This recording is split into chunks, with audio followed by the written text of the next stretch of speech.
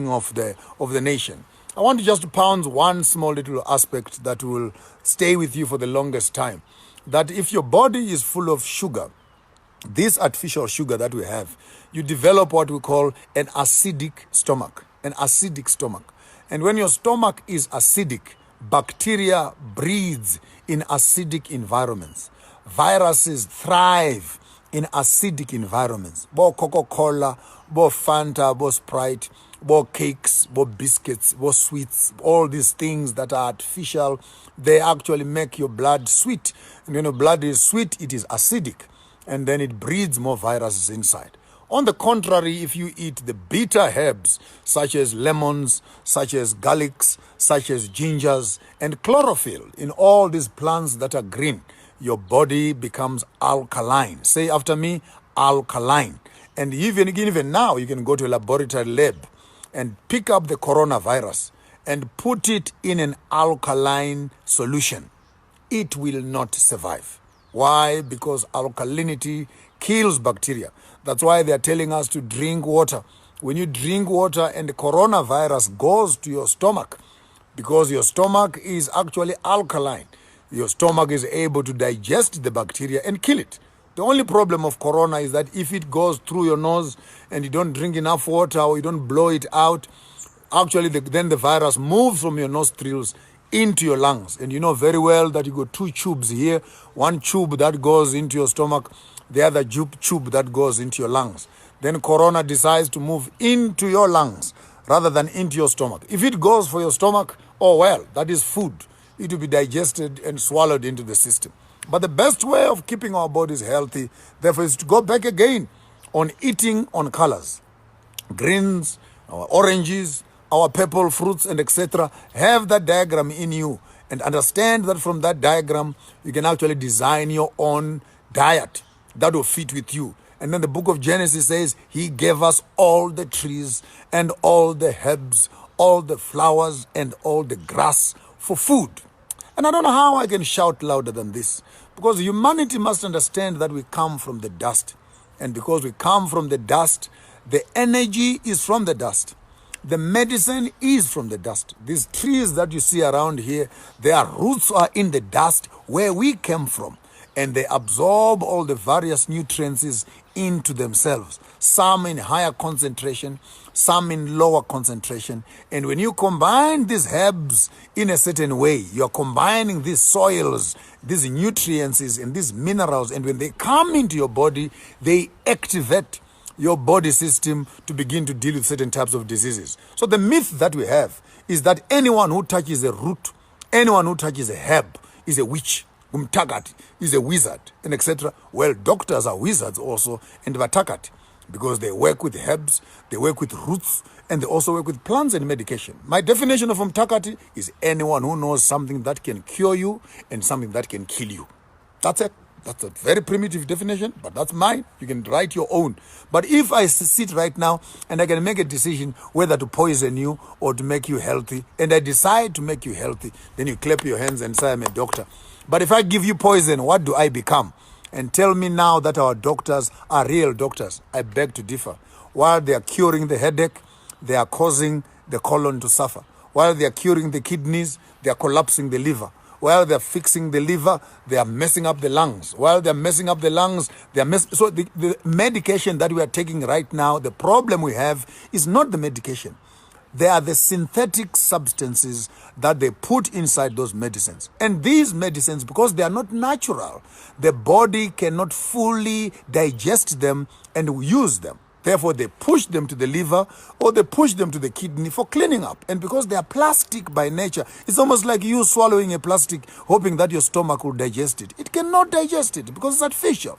But if you eat these herbs natural as they are from the ground, because by nature they are made up of natural substances, your body has enough capacity to digest all natural herbs, all natural medications. It can convert them into energy and activate the other parts of the body that might be malfunctioning. And if there's any disease that is out there, it is treated by those. So maybe let's clean up this whole thing. I hear many people fantasizing about back to Eden, back to Eden.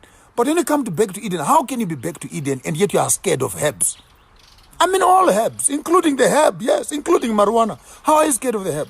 Oh, people will get drunk when they use marijuana. Get a life. Now in Lesotho, they've just approved planting and harvesting marijuana for medicinal purposes. What's your problem? Because inside marijuana, inside HTC, it's actually an active ingredient. You can mix with other chemicals and it can cure from psychosis to asthma to what. Even they are making even aeroplane and plane clothes and etc. using the same marijuana fiber. But of course, when the white man says it, it is commercially viable. When the black man says it, he's being irresponsible. You are teaching people to become drunkards. You are teaching people to become drug addicts. When I buy you a knife, I didn't say go around poking people and killing people. Go take it home. Cut a chicken, cut vegetables, wash it up and put it back in the drawer. Cut your orange and cut your mangoes and put it away. So why do you always think of the negative of the whole thing? Even the other day when I mentioned incense, half of you went mad, particularly the Christians. You're almost losing up your head. So are you saying we must become witches? These things are being used by the witch doctors and for the spirit. Hey, shut up and listen.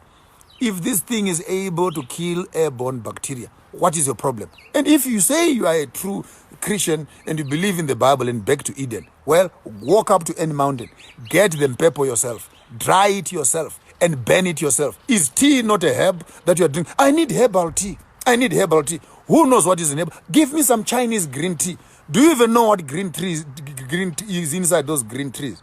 So we need to start understanding that there are indigenous African methods of healing that we've been having on the table. And I said this in one of the videos, I'll say it again for the purposes of corona that is with us, that if, for example, sanitize your environment, sanitize the air you are living in. And not only that, if you feel your chest is getting a bit heavy, boil some water, get some guava leaves, get some gum tree leaves, put them in a hot bucket, take a big blanket, cover yourself and fumigate that bacteria out of your system.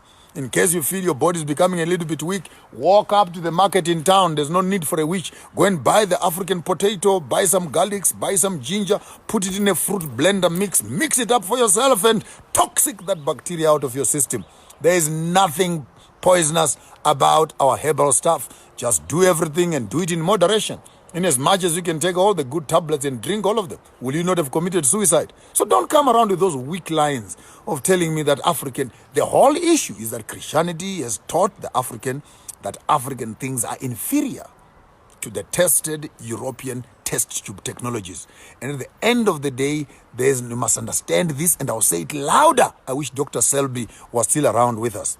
The hospitals and the pharmaceuticals, their business is not your health. Your sickness is their business, if that makes sense. They are not in the business of making you well.